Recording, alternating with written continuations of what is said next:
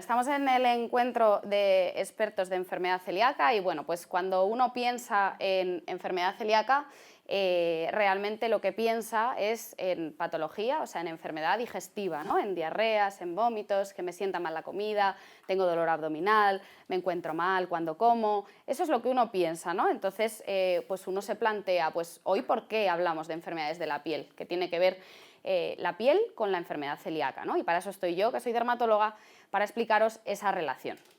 La piel es el órgano más grande que tenemos y la clave es que puede revelar enfermedades de otros órganos internos y por eso se asocia con la enfermedad celíaca, así como cualquier enfermedad de nuestro organismo se puede manifestar en la piel y a veces las diagnosticamos los dermatólogos a través de ella.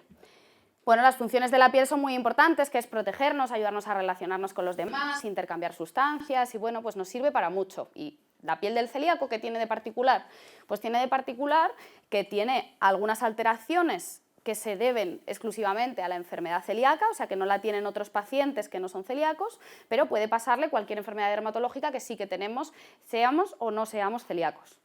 Y por otro lado, hay que tener en cuenta que es una enfermedad autoinmune, o sea, una enfermedad por anticuerpos que van contra nosotros mismos y eso va a condicionar también la forma en la que su piel, así como todo su organismo, reacciona.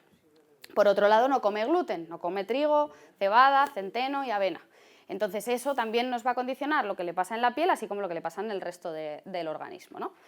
Pues por ahí es por donde vamos a ir hoy, lo que vamos a ir desgranando y lo primero es empezar por lo que se debe a la enfermedad celíaca en la piel.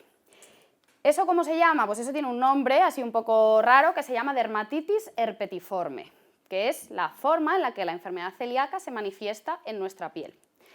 Cuando yo le diagnostico a alguien dermatitis herpetiforme, ¿no? Que pues viene un paciente con estas lesiones y yo le digo, pues tiene usted una dermatitis herpetiforme, el paciente normalmente se queda un poco, ¿que tengo una qué? ¿Una dermatitis qué? Es un nombre raro, ¿no? Pero ya peor todavía es cuando yo le digo, no, es que usted es celíaco. Y claro, el paciente ya se queda un poco así, ¿no? Esta dermatóloga ha venido a mí aquí a decirme que yo soy celíaco, ¿cómo es esto? O sea, ¿usted no es de la piel? ¿Es el médico de la piel? ¿O es el médico de digestivos? Y yo casi, a mí no me pasa nada en la tripa, ¿por qué celíaco yo, no? Cuando luego vemos un poco las pruebas, el resultado, ¿no? Es cuando ya el paciente, aunque estaba dudoso y pensaba por qué la dermatóloga me diagnostica esto, pues es el momento de, ostras, es verdad, soy celíaco, ¿no? Cuando confirmamos todas las pruebas y el paciente es cuando de verdad asume que es celíaco. Y la manera en la que se ha diagnosticado, y siempre digo que muchas veces gracias a que has hecho una enfermedad de la piel, hemos sido capaces de diagnosticar algo que seguramente ya llevaba ahí y luego, como vais a ver, pues muchas veces son muchísimos años. ¿Por qué? Porque la enfermedad celíaca no es solo lo que pasa en el aparato digestivo, sino que os he puesto aquí, aunque se ve muy chiquitito, es simplemente para explicaros lo que es la pirámide de la enfermedad celíaca. Los síntomas digestivos en la enfermedad celíaca son solo la puntita del iceberg. Todo lo demás son otros síntomas extraintestinales, o sea, no digestivos, que también le pasan al paciente que tiene enfermedad celíaca. Y ahí estamos todos, el resto de especialistas, para sospechar, ¿no? Y a veces no solo nosotros, los médicos, sino, como bien decía antes Nacho, pues también el farmacéutico, todos los que estamos en contacto con pacientes que tienen problemas, pues ¿cuándo se nos tiene que encender la bombilla? ¿Cuánto tenemos que pensar que el paciente puede ser celíaco, ¿no? Pues eso es lo que quiero intentar enseñaros hoy. En cuanto a la dermatitis herpetiforme, antiguamente se llamaba enfermedad, bueno, se llama así porque la descubrieron estos señores, se llama enfermedad de Dunning-Brock, porque ya en 1884, pues este señor, Dunning, dijo que había por ahí, describió un cuadro clínico de lesiones polimorfas que se daban en la piel, que picaban mucho, pero no le pusieron otro nombre, simplemente lo describieron. Y por otro lado, por su parte, Brock hizo lo mismo, descubrieron que ahí había algo, que pasaba algo en la piel y le dieron un nombre diferente a todo lo que había hasta ahora. Sería muchos años más tarde cuando se empezara a asociar a la enfermedad celíaca. Incluso hace unos años no se tenía claro si era enfermedad celíaca o no era enfermedad celíaca, sino que se tenía en cuenta y parecían como dos enfermedades diferentes, ¿no? Se estudiaba la enfermedad celíaca y por otro lado se estudiaba la dermatitis herpetiforme. En cuanto a cómo se da esta enfermedad, pues tiene un poco una distribución geográfica. Se da sobre todo en Europa del Norte, en los que somos de raza caucásica, y la tienen, pues fijaos, mucho menos frecuente que la celiaquía. La padecen entre 1 y 75 personas de 100.000. O sea, es algo bastante raro, ¿vale? Depende, de 1 a 75 depende de los estudios, de dónde se hagan. Y en cuanto a la incidencia, o sea, la cantidad de casos que diagnosticamos al año, está disminuyendo con el paso de los años. ¿Por qué cada vez se diagnostica menos? Pues porque cada vez se diagnostica mejor la enfermedad celíaca subclínica, o sea, la que no tiene síntomas. Y porque iniciamos más pronto la dieta sin gluten, así que no le damos tiempo a la piel a desarrollar una dermatitis herpetiforme. Por eso parece ser que cada vez es menos frecuente todavía. El 18% de los que tienen dermatitis herpetiforme tienen enfermedades celíacos o con dermatitis herpetiforme. Es una enfermedad más frecuente en hombres, casi el doble de hombres la padecen que mujeres. Y eso contrasta, y todavía no sabemos por qué es, con que la enfermedad celíaca es más frecuente en mujeres. Pero, o sea, hay 3 mujeres celíacas por cada hombre y sin embargo hay 2 pacientes varones con dermatitis herpetiforme por cada mujer. Esta diferencia, siendo la misma enfermedad, no sabemos a lo que se debe, pero bueno, estamos en ello, estamos estudiándolo. Puede darse a cualquier edad, pero la edad más frecuente al diagnóstico suele ser en la tercera y cuarta década de la vida, aunque hay gente que lleva con síntomas pues mogollón de años. Y es mucho más, es más infrecuente en niños, y dentro de niños sí que es verdad que esa diferencia hombre-mujer no se ve, pero también se puede diagnosticar en niños, que esta es una cosa que me preguntan con mucha frecuencia. ¿Por qué se produce la dermatitis herpetiforme? Pues puedo deciros que de la misma manera que la enfermedad celíaca, porque a fin de cuentas son lo mismo. Por un lado tenemos una predisposición genética de los genes HLA, no sé si estáis un poco puestos en genética, pero los genes HLA que nos predisponen para enfermedad celíaca son el DQ2, que está formado por los alelos, o sea, lo que hereda uno de su padre y de su madre, que os he puesto aquí, ¿vale? Y el HLA DQ8, o sea, son 2 cosas que se pueden tener, que es una predisposición genética que heredamos de nuestros padres, que de base me marcan que yo puedo ser o no celíaco. Por otro lado, hay otros genes que no son estos HLA, que también están implicados. Por otro lado, factores ambientales que no conocemos muy bien. Yo siempre explico que si conociéramos 100% la causa de la enfermedad celíaca, lógicamente la podríamos prevenir, y eso todavía no es así. Y, por supuesto, el desencadenante fundamental, que es el gluten, que es al final el que genera una respuesta inmune. ¿Y qué es esto de la respuesta inmune? Pues este es el mecanismo que os lo voy a ir explicando de cómo se produce la enfermedad celíaca. La enfermedad celíaca, cuando el paciente ingiere gluten, ¿vale? Aquí hemos puesto el trigo, cuando el gluten llega al intestino, el gluten es la proteína que está presente en esos cereales, ¿vale? Entonces, esa proteína, la gliadina, cuando llega a nuestro intestino, entra en contacto con nuestras células y lo que hace nuestro organismo, que aquí está, es generar anticuerpos contra esa proteína. O sea, de repente la reconoce como extraña y empieza a generar que nuestros linfocitos, o sea, nuestras células de defensa, generan anticuerpos para luchar contra esa proteína que ha entrado. Eso produce tanto daño intestinal, el intestino se inflama porque tienen ahí una lucha los anticuerpos con el gluten, que eso produce finalmente la atrofia del intestino. Hasta ahí en un paciente celíaco que no tiene dermatitis herpetiforme. Pero ¿qué pasa? Que algunos pacientes que hasta aquí han llegado, pues no solo han llegado ahí, sino que además sus anticuerpos no se quedan solo en la mucosa intestinal, sino que además se van por la sangre circulando, es esto que veis aquí, y llegan a la piel. Resulta que en la piel hay una proteína que se llama transglutaminasa epidérmica, o sea, está justo en la epidermis, que es muy parecida a la transglutaminasa tisular, que es la que está en el intestino. ¿Qué pasa? Yo siempre explico cuando doy clase a los alumnos que estos anticuerpos se confunden y también luchan contra esa proteína que tenemos en la piel. Y por eso en esos pacientes en concreto se produce la dermatitis herpetiforme, porque se depositan los anticuerpos en la piel y producen ampollas, que son las lesiones típicas de esta enfermedad. ¿Por qué solo le pasa a determinados pacientes? Eso todavía no lo sabemos. ¿Y cómo diagnosticamos? ¿En qué consiste esta enfermedad? Pues esta enfermedad cursa en brotes de lesiones muy características pero a la vez muy traicioneras porque son difíciles de diagnosticar. Las lesiones están distribuidas simétricamente en lo que nosotros llamamos superficies extensoras, que son aquellas que rozamos más día a día. Son los codos, las rodillas, los glúteos, la nuca, todas las zonas donde nos apoyamos más, esas son las superficies extensoras, ahí es donde es muy característica y, como veis, bilateral, ¿vale? Como veis, las lesiones se describen, y ahora os explico, como pápulas, que son como granitos, y vesículas, que son pequeñas ampollitas agrupadas, que pican mucho. Esa es la clave, es que al paciente le pican muchísimo. Y además, ¿Por qué se llama dermatitis herpetiforme? Pero no tiene nada que ver con el herpes, o sea que es una infección. Lo único que tiene que ver es que se parece, porque el herpes nosotros siempre decimos que son vesículas agrupadas sobre una base eritematosa, o sea, roja. Y en este caso las lesiones son muy parecidas, son como vesiculitas, pequeñas ampollitas agrupadas sobre superficie roja, pero distribuidas por el cuerpo en esas zonas simétricas extensoras. Y el problema es que pican tanto que el paciente se quiere rascar y se rasca tanto que al final lo que vemos por el prurito o el picor es esto, que el paciente se araña y se hace heridas. Por esto es difícil el diagnóstico, entre otras cosas, porque cuando el paciente viene a mi consulta yo no veo vesículas porque se las ha rascado y se las ha roto. Ese es el problema. Muchos te cuentan, yo pensaba que al final que era exageración, que te dicen, no, es que ya cuando me rasco me escuece y ya no me pica. Y como que les alivia rascarse y que ya sangre. Y es verdad, porque realmente rompes la tensión de la ampolla y entonces cuando tienes una herida te pica menos. Y normalmente lo que vemos es esto, ¿veis? La zona típica donde te apoyas en el sacro. Aquí os he puesto otra imagen. Como os he dicho, respeta las zonas flesoras, que serían la de delante del brazo, sino que afecta en las zonas extensoras. Prácticamente todos los pacientes tienen lesiones en los codos, en los dos, y en los antebrazos. Esas es como las zonas más típicas. Otras cosas que pueden tener, pues a veces les salen petequias o puntos rojos en las palmas y en las plantas, aunque esto no es tan característico.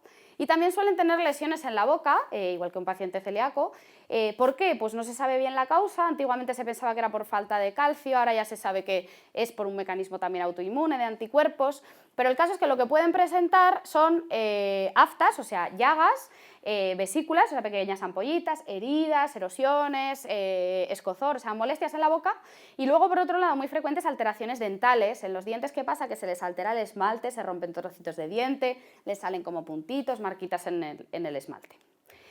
Y por otro lado, pues que como esta enfermedad se asocia a otras enfermedades, ¿a cuáles? Pues en principio a la anemia ferropénica por falta de hierro. Como no absorbemos bien el hierro, pues igual que la enfermedad celíaca, pues nos da anemia.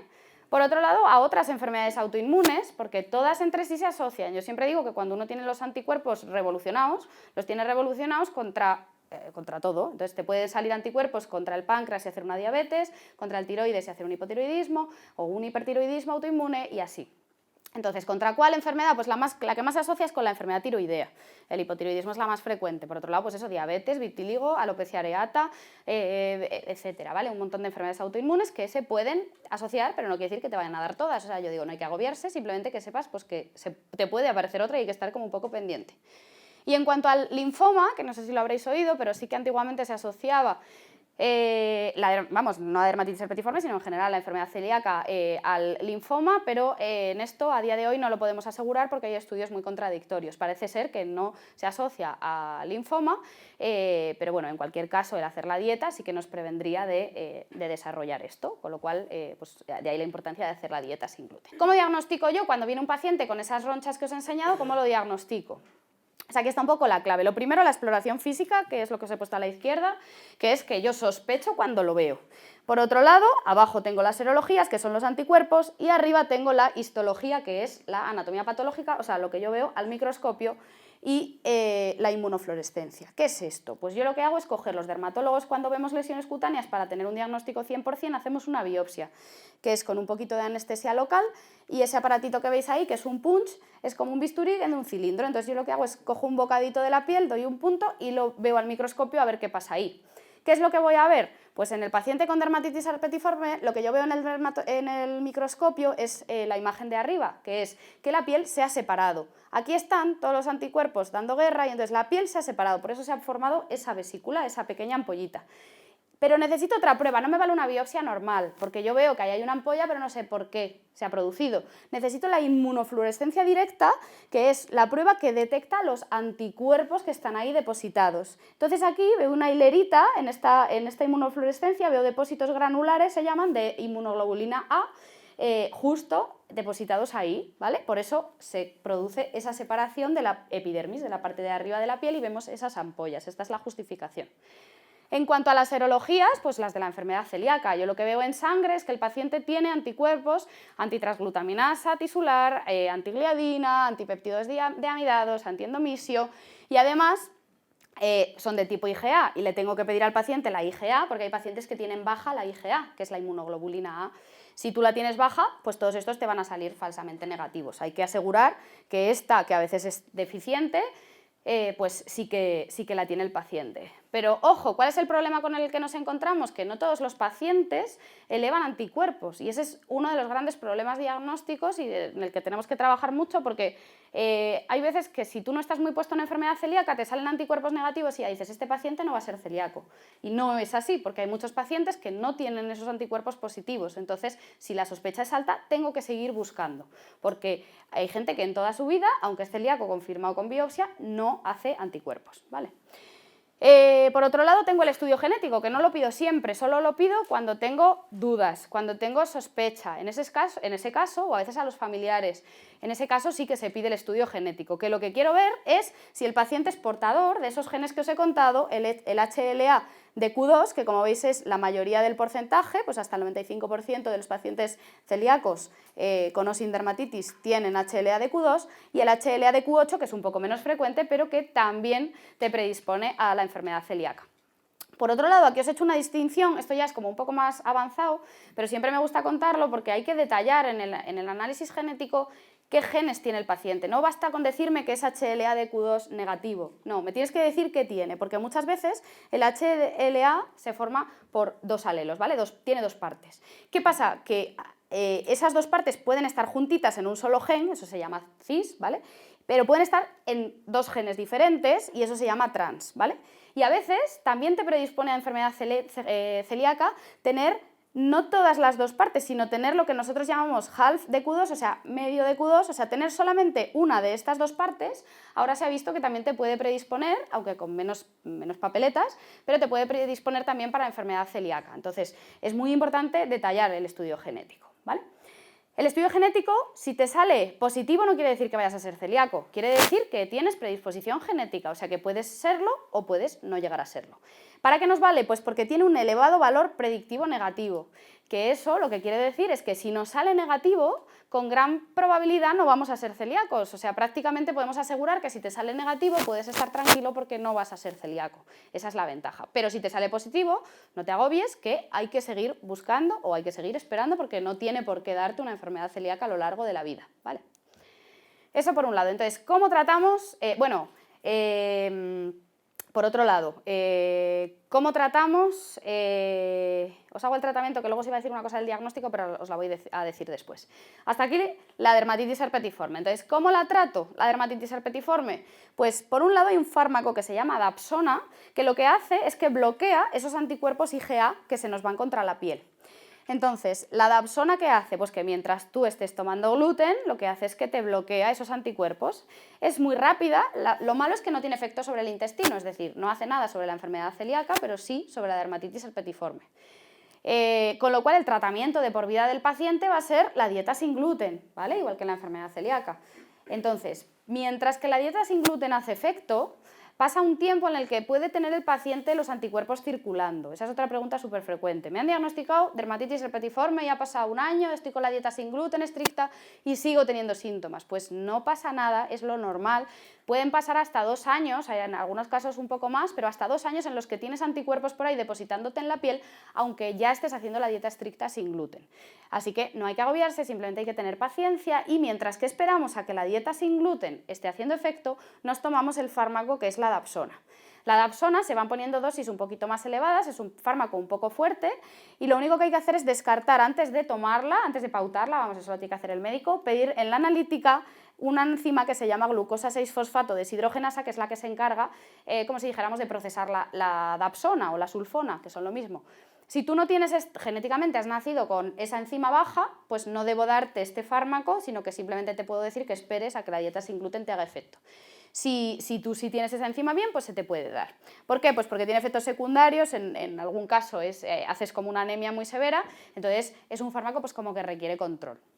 Entonces no es solución decir, como yo tengo este fármaco, sigo con la dieta con gluten y me tomo el fármaco cuando me ponga mal. Pues no, lo suyo es dieta sin gluten y mientras tanto la Dapsona y la suspenderán cuando ya haya hecho efecto la dieta sin gluten, ¿vale?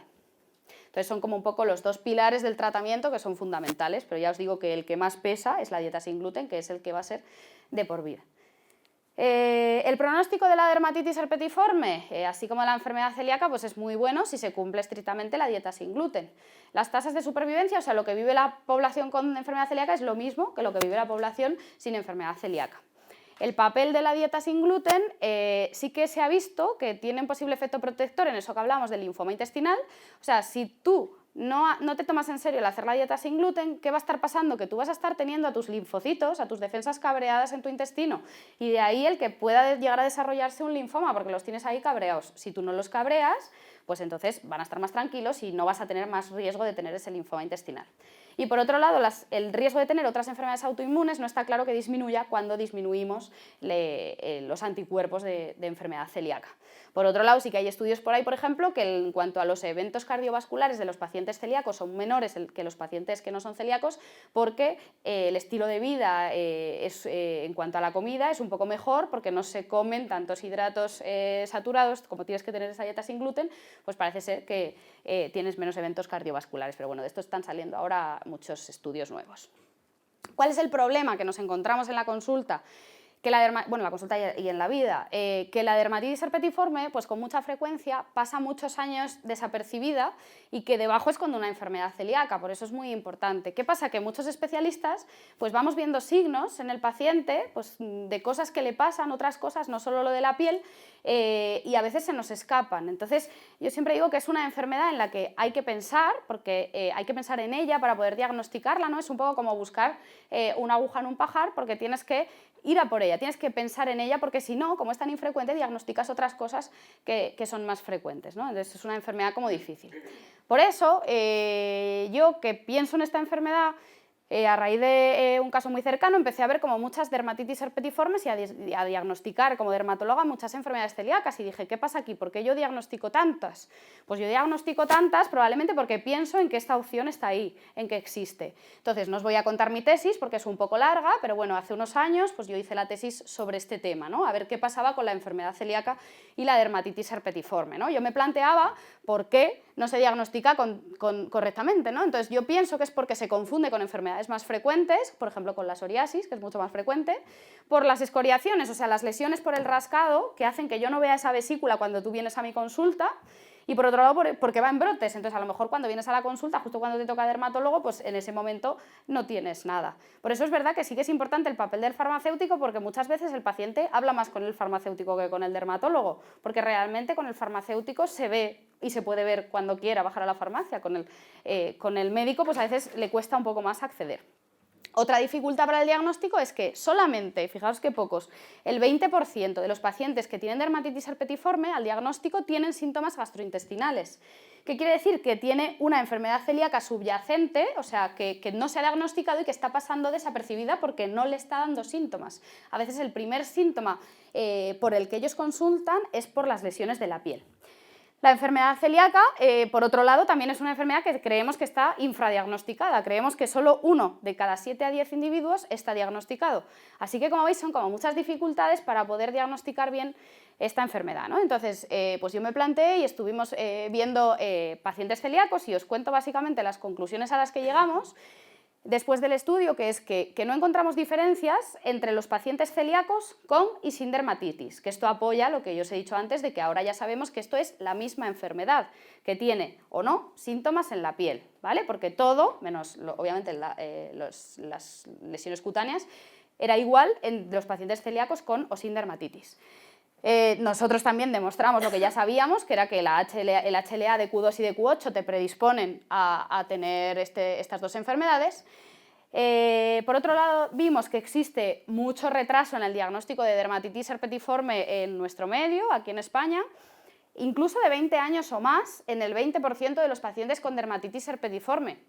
O sea, el 20% de los pacientes con dermatitis herpetiforme llevaban más de 20 años con lesiones cutáneas, con ese picor tan intenso que os he contado, con esa vida rabiosa de picores, ¿vale? Más de 20 años. De hecho, en menos de un año solamente, o sea, así de que llegaras y pensaran a la primera que es dermatitis herpetiforme, menos de la mitad de los pacientes. Por otro lado, en la enfermedad celíaca también nos sorprendió que más de 20 años llevaban 10% de los pacientes, también te contaban que llevaban con cosas de la tripa que asumían que eran normales, que le llevaban pasando de toda la vida. Y a mí al principio me chocaba porque te decía la gente, no, pues es que yo pensaba que lo normal era tener la tripa hinchada después de comer o encontrarme mal o lleno después de comer. Y de repente cuando te diagnostican enfermedad celíaca te das cuenta de que todo eso que te pasaba pues no era lo normal. Lo que pasa es que tú lo asumías como normal porque te pasaba siempre. Y a veces no solo no estaban diagnosticados, sino que estaban mal diagnosticados. Aquí os he puesto los diagnósticos erróneos que tenían el paciente hasta que ya se llegó al diagnóstico bueno. Entonces, en los casos, la mitad de los pacientes con dermatitis herpetiforme no solo no estaban diagnosticados, sino que tenían otro diagnóstico. ¿Cuál es el más frecuente? El más frecuente es la psoriasis, que sale en los mismos sitios donde sale la dermatitis herpetiforme. Y por otro lado, ya veis, la mitad de los pacientes con dermatitis tenían un diagnóstico de psoriasis y luego, bueno, pues otras como dermatitis atópica, que también es muy frecuente, alergias, etc. La sarna, porque la sarna también es una enfermedad que pica muchísimo y ya está. Y luego, de los pacientes con enfermedad celíaca, sin dermatitis, el 25% tenían otro diagnóstico, ¿vale? Que aquí he puesto, por ejemplo, el más habitual es el síndrome de intestino irritable. ¿Vale? Que realmente el síndrome de intestino irritable lo he considerado diagnóstico erróneo porque se mejoró cuando se diagnosticó la enfermedad celíaca y se quitó el gluten de la dieta. Es decir, puedes ser celíaco y tener un colon irritable, por supuesto, ¿vale? Entonces hay veces que controlamos la enfermedad celíaca, pero el paciente sigue teniendo el colon irritable, eso puede pasar. Pero cuando se curan todos los síntomas, cuando haces la dieta sin gluten, es que probablemente el colon irritable, que es una enfermedad que diagnosticamos por exclusión de otras enfermedades, pues cuando ya te diagnostican la enfermedad celíaca, se mejora. Por otro lado, en cuanto a las lesiones cutáneas, vimos que los codos es el lugar que está más frecuentemente afecto. En nuestro caso, hasta el 100% de los pacientes de la serie, todos tenían, o te contaban historia de haber tenido pequeñas ampollas y costras y heridas y rascado y tal en los codos. Yo por eso cuando me preguntan los pacientes que sospechan, leen cosas que yo escribo y entonces sospechan que pueden tener dermatitis herpetiforme, mi primera pregunta siempre es la misma. ¿Te sale algo en los codos? En los codos por detrás, es decir, aquí, ¿vale? ¿Te sale algo en los codos? Porque si no te sale algo en los codos, es un poco raro que tengas dermatitis herpetiforme, pero bueno, podría ser posible, pero es como el lugar donde siempre todos los pacientes empiezan teniendo lesiones en los codos. Y todos te cuentan que les pica muchísimo y que están desesperados por el picor. En cuanto a los familiares, la genética, tenemos familiares con psoriasis aumentado, es decir, ¿por qué? Probablemente porque sea otra enfermedad autoinmune, entonces los pacientes con dermatitis tenían familiares con psoriasis, por eso también eso nos facilita que nos equivoquemos y que si tú tienes un abuelo con psoriasis y tienes lesiones en los codos, pues digas, pues a lo mejor es una psoriasis, que es lo más frecuente. Pues por eso también de ahí los malos diagnósticos. Y por otro lado, las alteraciones del esmalte dental, como os he contado, pues sí que son muy elevadas en este tipo de pacientes. En los pacientes con dermatitis un 44% y en los celíacos un 41% también, superior al 10% de pacientes que no son celíacos tienen cosas en el esmalte. Pero como veis es mucho más frecuente si tienes enfermedad celíaca y dermatitis herpetiforme. En cuanto a la adherencia a la dieta sin gluten, o sea, lo bien o mal que los pacientes hacen la dieta, pues vemos que hacen peor la dieta los pacientes que tienen dermatitis herpetiforme que los pacientes que llegan al diagnóstico por enfermedad celíaca. Por eso, yo ante esta pregunta que siempre surge de ¿es necesaria endoscopia con biopsia intestinal para diagnosticar la dermatitis herpetiforme y la subsiguiente enfermedad celíaca? Pues en realidad a día de hoy no es necesaria. ¿Por qué? Porque el tratamiento va a ser el mismo. Yo sé que tú tienes una enfermedad celíaca si yo te diagnostico una dermatitis herpetiforme, pero yo creo, o sea, los estudios dicen que no hay que pedirla. Pero la práctica sí que nos enseña que debemos pedirla, porque todos estos pacientes que yo os digo que cuando diagnosticamos se sorprenden y dicen ¿cómo voy a ser celíaco yo? ¿Que me estás diciendo que tengo que hacer una dieta sin gluten para toda la vida por lo que me estás viendo de la piel? Que aunque están desesperados del picor, pero es verdad que no asumen que su intestino también puede estar mal. Y la mayoría de las veces cuando hacemos esa biopsia intestinal se demuestra una atrofia intestinal y es cuando de verdad el paciente dice ostras, es que yo no solo tengo una cosa de la piel, es que yo tengo una cosa que va mucho más allá de la piel, ¿no? Y parece como que te tomas un poco más en serio esa dieta que tienes que hacer. Y como curiosidad también, recogimos los síntomas previos al diagnóstico de la dermatitis herpetiforme, así como la enfermedad celíaca. ¿Y cuál os creéis? Ahí os he puesto todos, bueno, se ven muy chiquitillos, pero de todos los síntomas que tiene un paciente con enfermedad celíaca, ¿cuál creéis que es el más frecuente? ¿Qué pensáis? La distensión abdominal. Más, ¿qué pensáis? La diarrea. De todos los síntomas del cuerpo, ¿qué creéis que es lo más frecuente? Pues lo más frecuente, que lo normal es pensar eso, es pensar pues la distensión, la diarrea, tal. Pues no, el más frecuente es la anemia. ¿vale? Entonces, pacientes que llevan toda su vida con anemia, plantéate que a lo mejor es que no están absorbiendo el hierro. Entonces, pacientes que te cuentan que eso, que toda la vida tomando hierro porque tenía reglas muy abundantes, porque no sé qué, hasta que de repente se les cura la anemia porque diagnosticamos esa enfermedad celíaca y empiezas a absorber bien el hierro.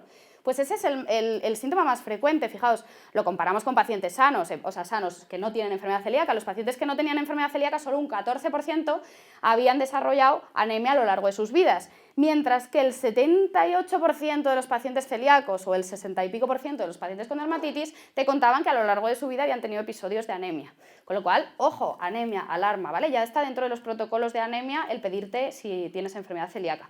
Y otra cosa que también vimos con mucha frecuencia pues es las alteraciones del esmalte que os he contado, muy diferentes con lo que vemos en pacientes que no son celíacos. Bueno, esto os he puesto ahí la significación de los estudios. Con todas estas cosas que os he ido contando, las conclusiones que sacamos es que si un paciente viene a mi consulta, a mí como médico de cualquier especialidad, si ese paciente tiene síntomas variopintos, pero además tiene estas cosas, tiene más riesgo de tener enfermedad celíaca. O sea, yo tengo que pensar más en que tú vas a ser un paciente celíaco si me cuentas que tienes antecedentes de psoriasis, tienes el doble de papeletas de que yo te haga un diagnóstico de enfermedad celíaca. Si tienes enfermedad tiroidea, tienes 4 veces más de papeletas. Si tienes alteraciones en el esmalte, 7 veces más de papeletas. Si además me cuentas que tienes algún familiar celíaco, tienes 11 veces más papeletas. Y si además el familiar es no solo de un familiar de primera línea, que muchas veces en los estudios nos quedamos en tus padres o tus hermanos tienen celiaquía, no, hay que ir más allá, porque lo más frecuente, lo que vimos con más frecuencia es que es muy frecuente tener primos segundos, bueno, he puesto hijo de un primo por llamarlo de alguna manera, pero son primos segundos con enfermedad celíaca, ¿no? Entonces, ojo, pues que todas estas cosas, como médico, pues es eso que tiene que hacerse que la alarma, además de la anemia, que la alarma se te salte.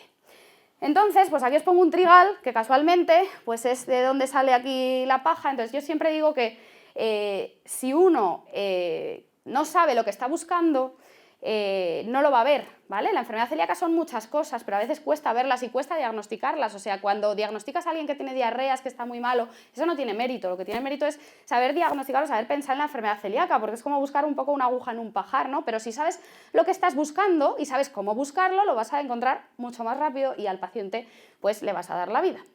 Yo siempre digo que la enfermedad celíaca es como un puzzle porque todas las piezas individualmente, cada uno de nosotros vemos como muchas piezas y de repente, a mí me pasa con la piel, cuando yo encajo la pieza de la piel en todas las cosas que le pasaban al paciente, es cuando de verdad cobra sentido la enfermedad celíaca y digo, ostras, claro, viéndolo ahora, era una enfermedad celíaca todo lo que te pasaba, ¿no? Y así, todas y cada una de las especialidades que tocamos la enfermedad celíaca, ¿no? Pero no todo lo que le pasa al paciente celíaco se debe propiamente a la enfermedad celíaca, ¿vale? Entonces vamos a ver otras cosas dermatológicas que le pasan. ¿Qué le puede pasar? Pues hombre, puede tener dermatitis atópica, vitíligo, alopecia areata, psoriasis urticaria, cualquier cosa de la piel puede tener. Pero ¿qué pasa? Que muchas veces cuando uno es celíaco parece que tiene ahí el San Benito de, bueno, como eres celíaco, pues esto que te pasa es por la celiaquía. No, pues además te pueden pasar muchas cosas que pueden tener tratamiento, ¿no? ¿Qué otras cosas nos pasan en la piel? Pues en la piel nos pasa, por ejemplo, con mucha frecuencia, entre otras cosas, porque es que esto es muy frecuente, la dermatitis atópica, que es una cosa con la que hay que diferenciar la dermatitis herpetiforme y que es frecuente en celíacos. ¿Pero por qué? Pues porque es muy frecuente de por sí, ¿vale? Porque también tiene una base un poco inmunológica. Lo que nos aparecen son eczemas. Cuando los niños son pequeñitos, les salen eczemas. Veis que las lesiones son diferentes. Nos salen eczemas a los lactantes, siempre decimos que les suele salir más en las mejillas, en la cara, y ya de mayores nos salen en las flesuras, o sea, en el sitio contrario a donde nos sale la dermatitis herpetiforme. O sea, en vez de ser en el codo por detrás, es en el codo por delante, en la rodilla sí que es por detrás, en vez de en la rodilla por delante. Y como veis en la foto, pues son lesiones así, pues yo no veo esos puntitos de esas pequeñas ampollitas que le salen a los pacientes con dermatitis herpetiforme, ¿no? Veo un poco todos estos eczemas, que responden muy bien a corticoides. Hay como varias pautas de tratamiento, siempre empezamos tratando con corticoides tópicos. Por cierto, los pacientes con dermatitis herpetiforme, estos que os cuento que están como mal diagnosticados, pues llevan años poniéndose tratamiento con corticoides pensando que son otras cosas, cuando esto no se resuelve, la dermatitis herpetiforme sí que no se resuelve con corticoides, ¿vale? Entonces, esto es una dermatitis atópica que puede salir en todo el cuerpo, pero sobre todo en las flesuras. Mejora un poco con la adolescencia, pero bueno, el que es atópico, pues yo siempre explico que tiene la piel como más sensible para toda la vida. ¿Qué tiene que hacer? Hidratarse muy bien la piel toda la vida porque la tiene más seca y como más delicada, o sea, tiene la barrera cutánea más sensible y más delicada de lo normal y se la tiene que cuidar un poco más a diario para prevenir que le salgan estos eczemas, pero cuando ya te salen, pues hay que recurrir a los corticoides. Pero podemos tener eczemas sin ser atópicos. Esto es algo que también veo con muchísima frecuencia, pero en celíacos y en no celíacos, ¿vale? Es muy frecuente el tener eczemas sin ser atópico, pero el más típico es como el eczema de manos. A veces se llama eczema disidrótico y veis que este también, ojo, que también salen pequeñas ampollitas, salen vesículas, pero no son en las zonas en las que os he contado antes, solo le salen en las manos, a veces en los pies, y son como muchas pequeñas ampollitas que pican mucho también, que se acaban rompiendo, la mano se pela, la palma la planta, salen entre los dedos, que pican mucho y que se acaban pelando, que también cursa por brotes. Eso se llama eczema disidrótico y suele salir, de hecho, en los meses de más calor. Por otro lado, pues uno puede tener eczema de manos. Es muy frecuente también el eczema crónico de manos porque las manos nos las lavamos más, porque sufren más. A veces es porque somos alérgicos, pero seas celíaco o no seas celíaco, a sustancias con las que contactamos a diario. Entonces es importante hacer pruebas de alergia, pero bueno, es frecuente tener eczemas y se tratan igual cuando uno tiene brotes con corticoides y hidratando súper bien la piel. Por otro lado, la psoriasis, que es como el gran diagnóstico diferencial, o sea, la gran duda con la dermatitis herpetiforme, y esta sí que es más frecuente en pacientes celíacos, como os he dicho, que tienen a familiares celíacos y además ellos, con más frecuencia, como se asocia por la autoinmunidad, tienen también psoriasis. ¿Dónde sale? Pues en los mismos sitios que la dermatitis herpetiforme, en las zonas extensoras, porque igual que la dermatitis herpetiforme tiene una cosa que se llama fenómeno de Koebner, que consiste en que las zonas más traumatizadas, a las que más apoyamos a diario, es donde más nos salen, pues son los codos, sobre todo pasa mucho a los estudiantes, cuando están en épocas de exámenes les salen como muchos brotes de lesiones en los codos, porque están todo el rato pues, hincando codos, como decimos. En las rodillas, pues en el sacro, donde nos apoyamos, en el cuero cabelludo, porque es donde nos acostamos, ¿no? Pero la psoriasis, fijaos que la imagen es diferente, son placas, normalmente, gruesas, nacaradas, las llamamos, o sea, son placas como brillantes, así como una escama blanquecina que tiene encima. En cuanto al tratamiento, pues se empieza también con corticoides o con mezcla de corticoides con derivados de la vitamina D en crema. En estas sí que no se deben dar corticoides sistémicos, sí se dan en crema, pero no se deben dar ni pinchados ni tomados, porque te mejoran, pero puedes hacer un rebrote después, cuando te lo quitas, volver a tener un brote de psoriasis más fuerte, pero en corticoides en crema sí se deben dar. Y es también algo crónico, el paciente tiene que aprender a vivir con psoriasis, habrá épocas que esté mejor, habrá épocas que esté peor, y tratamientos hay de menos a más. A día de hoy tenemos muchos avances en la psoriasis porque hay tratamientos biológicos que van contra estos linfocitos que os digo que tenemos un poco revolucionados y el paciente está mejor. Y fijaos la imagen clínica de la dermatitis herpetiforme que sale, pues sí, salen en los mismos sitios, pero veis que no tiene que ver. Veis que son como pequeñas, estos son lo que el paciente ha tenido vesículas, se las ha ido rascando y veo como ese piqueteado, esos ahí puntitos, que el paciente está desesperado con su picor desde hace muchos años, ¿no? Pues lo de la derecha es una dermatitis herpetiforme y lo de la izquierda es una psoriasis en placas. Por otro lado, el vitíligo también es más frecuente porque también es autoinmune, también es una enfermedad por anticuerpos. En este caso, ¿contra quién van los anticuerpos? Pues contra la melanina, por eso lo que nos salen son manchas blancas, manchas acrómicas, perdemos el color. Suele salir muy frecuentemente, a veces en las manos, alrededor de los orificios, muy típico alrededor de la boca, alrededor de los ojos, en las rodillas, y también es simétrico y bilateral. Se trata, pues a veces, también empezamos a veces tratando con corticoides o con inhibidores de la calcinubrina que se llaman, que son el tacrolimus y el pimecrolimus, que son cremas que se aplican para estos pacientes y luego también se les da fototerapia, o sea, una parte de la radiación ultravioleta que parece que es beneficiosa y hace que se estimule el pigmento de las lesiones. Se deben proteger muy bien porque aunque el sol no les va mal, se queman más, entonces el sol hace que se estimule la melanina de alrededor y que se cubran las lesiones, pero hay que protegerse muy bien del sol. Y esto es el vitíligo. Otras cosas que le pueden pasar al paciente, celíaco o no celíaco, es la urticaria, que esta en general pues también es frecuente porque también tenemos como las células de la piel un poco revolucionadas. ¿Cuál es la clave de la urticaria? Las lesiones, bueno, aquí más o menos se ven, son abones. Los abones, por definición, son evanescentes, o sea, vienen y van, aparecen. Y en menos de 24 horas el que estaba en un sitio se te ha quitado y te ha salido otro, ¿vale? No hay ninguna otra, creo que no hay ninguna otra enfermedad en la piel que salga la roncha y se quite y vaya cambiando de sitio. O sea, tú puedes estar con una urticaria un mes, pero los abones van a ir cambiando de sitio cada 24 horas, ¿vale? Si hay algo que está fijo en ese sitio, habrá que hacer una biopsia porque probablemente no sea una urticaria. Esto también pica mucho, por lo cual también hay que hacer el diagnóstico diferencial y responde muy bien, y a veces es la clave del diagnóstico, a antihistamínicos orales. Tú le das al paciente un antihistamínico oral, ojo, porque en crema las urticarias poco. Si tienes una urticaria, lo que tienes que hacer es tomarte un antihistamínico previo, no directamente un corticoide. A veces vamos y ya tengo una urticaria, me voy a tomar un Urbasón. No, primero me voy a tomar un antihistamínico, ¿vale? Primero me tomo un Polaramine o el antihistamínico que sea y luego ya, si estoy muy mal, entonces ya me puedo tomar el corticoide. Y la clave es que la piel está bien, o sea, solo la piel se hincha, es un abón así rojo y muy hinchadito, pero no descama, no tiene alteraciones, como hemos visto antes que la dermatitis atópica y la psoriasis sí que tenía alteración de la piel. Por otro lado, es frecuente la alopecia, ¿vale? Esto sí, ¿por qué en celíacos es frecuente la alopecia? Pues bueno, a todos se nos puede caer el pelo más o menos, porque el pelo va como un poco en fases, ¿no? En ciclos. Entonces tenemos todos lo que se llaman efluvios, que el pelo de vez en cuando pues, se nos cae más, está como más pobre, a veces relacionado con el estrés y demás.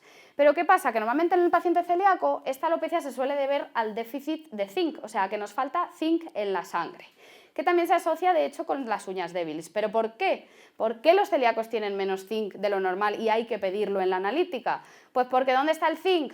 Aquí, en el trigo. Al no tomar trigo, lo que hacemos es que nos baja el zinc, luego no podemos llegar a tener bien el pelo y las uñas. Las uñas, lo que se ve cuando baja el zinc es que están así como quebradizas, como que se parten, ¿vale? Entonces, pues viene bien de vez en cuando suplementar, sobre todo a los celíacos, pedirles zinc y de vez en cuando se noten esas alteraciones, pues darles suplementos de zinc en pastillas. Y esto puede pasar que además no seas, o sea, que tú no seas celíaco, pero que te baje el zinc. O sea, lo que pasa es que los celíacos tienen más papeletas porque al no tomar gluten pues tenemos ese déficit.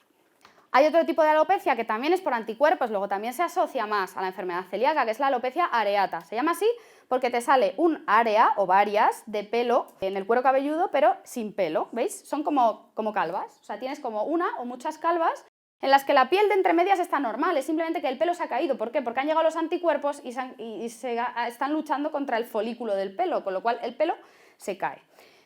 Puede ser en placas, como veis, pero ojo que si es más grave, pues puede ser total, o sea, podemos perder todo el pelo de la cabeza, o universal, que es que pierdes el pelo de la cabeza, de las cejas, todo el pelo del cuerpo, ¿vale?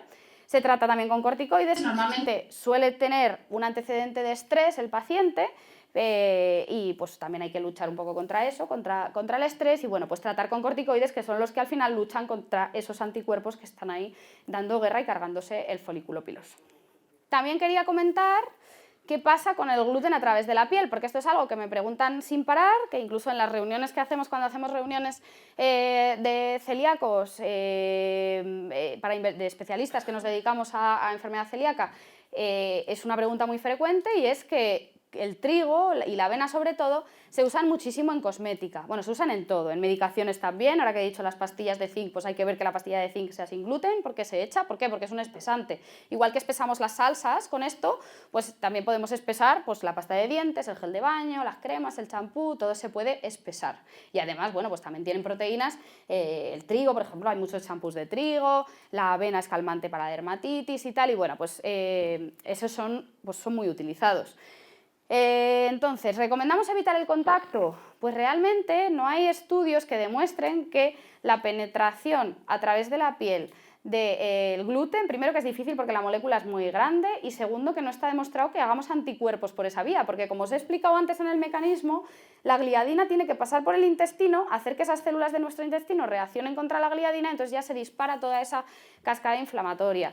Eso supuestamente y en teoría no está en la piel, pero no hay estudios que digan ni que sí ni que no. Los que nos dedicamos a esto normalmente recomendamos evitar el contacto, porque si no te cuesta elegir una cosa que no lleve gluten y una cosa que sí lleve gluten, pues elígela sin gluten, ¿vale? Pero bueno, tampoco hay que obsesionarse, y sí que estamos intentando hacer estudios para salir de dudas y para que podamos responder bien a esta pregunta, porque ahora mismo no podemos decir ni que sí ni que no, ni todo lo contrario, ¿vale? Sí que podemos decir que en teoría no, y habría que tener cuidados, especialmente con las cosas que rozan las mucosas, la boca, porque es la entrada del tubo digestivo. Entonces, lo que pasa es que parece ser que tendrías que chupar mucha pasta de dientes para que llegaras a hacer anticuerpos, pero bueno, siempre es mejor tener precaución si no nos cuesta. Y bueno, como conclusiones de todo esto, y ahora vamos a dejar hueco a preguntas porque sí que me gusta que surja todo lo que no os haya quedado claro o dudas que tengáis sobre la piel, pues es que la dermatitis herpetiforme es la forma de manifestarse la enfermedad celíaca en nuestra piel. Es importante diagnosticar la dermatitis herpetiforme. ¿Por qué? Pues por un lado, para evitar el desarrollo de la enfermedad celíaca, ya con síntomas, y sus complicaciones. ¿Como cuáles? Pues a largo plazo la osteoporosis, la anemia, que el paciente no crezca, el riesgo de linfoma y todo eso. Por eso es importante detectar rápido la dermatitis herpetiforme. Y además por la mejora de la calidad de vida, porque este paciente que vive desesperado con sus picores, de repente el médico le ha quitado el gluten, pero le ha dado la vida porque ya no se va rascando por las esquinas. Entonces mejora mucho la calidad de vida. Por otro lado, para evitar tratamientos inadecuados, por ejemplo, lo que os he dicho antes, corticoides, toda la vida el paciente echándose corticoides cuando los corticoides no le hacen a la dermatitis herpetiforme. Sí a otras cosas, pero no a la dermatitis herpetiforme. El hierro, toda la vida tomando hierro, pues a lo mejor si diagnosticamos pronto nos lo ahorramos. Por otro lado, para sospechar otras enfermedades autoinmunes, porque una vez que te diagnosticamos celiaquía, pues ya te miramos el tiroides, tal, entonces al final el azúcar, vemos si se puede asociar a otras y favorecemos el diagnóstico más pronto de estas enfermedades. Y por otro lado, para diagnosticar la enfermedad en familiares, porque casi siempre cuando diagnosticamos un caso recomendamos a sus familiares más cercanos que se hagan también las pruebas y a veces diagnosticamos a familiares que todavía no tenían síntomas o que no estaban bien diagnosticados. Pero la segunda conclusión es que no todo lo que se produce en la piel del celíaco es dermatitis herpetiforme ni se debe directamente a la enfermedad celíaca. Por eso es importante consultarle al dermatólogo porque muchas veces hay cosas que tienen solución y no hay que vivir con tu celiaquía y además con tus cosas de la piel porque muchas no son debidas a la enfermedad celíaca, ¿vale? Y la piel, a veces, como veis, nos da la clave para llegar al diagnóstico de algo más y eso mismo no solo pasa con la piel, me pasa a mí con la piel porque soy dermatóloga, pero eso mismo pasa con un paciente que tiene anemia y lo ve, pues, por ejemplo, el internista o el médico de familia, con un paciente que tiene alteraciones del esmalte y lo ve el odontólogo, con un paciente que tiene aftas orales, o sea, llagas en la boca y también lo ve su médico. Todos esos signos son los que nos deben hacer a los profesionales sanitarios sospechar y tener un poco, estar en alerta para sospechar esa enfermedad celíaca. Vuelvo a dejaros esto porque es un poco la clave que yo creo que todos tenemos que tener claro, todos los que nos dedicamos a la salud debemos tener claro que nosotros solo somos una pieza de ese puzzle y que encajadas todas las piezas tendrá sentido y llegaremos juntos al diagnóstico de enfermedad celíaca. Y os dejo con esta imagen para que yo sé que es difícil, no digo que diagnosticar enfermedad celíaca sea fácil, no digo que diagnosticar dermatitis herpetiforme sea fácil, pero hay que pensar en ella para saber diagnosticarla y para encontrarla. Muchas gracias.